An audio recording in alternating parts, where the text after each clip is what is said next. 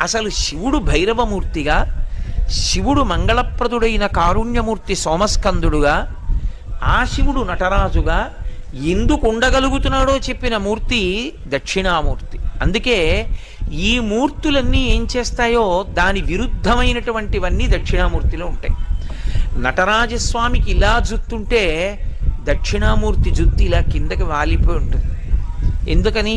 ఏమీ కదలడం, కదలకుండా తనలో తాను రమిస్తూ ఉంటాడు. అందుకే జుత్తు కిందకి వాలిపోతుంది. పరమశాంతమూర్తి, ఎంత ప్రశాంతంగానో ఉంటాడు. అందుకే అంతటి భైరవుడు ఆయన యందు శాంతమూర్తిగా అణిగిపోతాడు. ఇంత వేగంగా కదిలే నటరాజస్వామి ఆయన యందు అణిగిపోతాడు. ఇంతటి కారుణ్యమూర్తి అయినటువంటి సోమస్కందమూర్తి ఆయన శాంతములోకి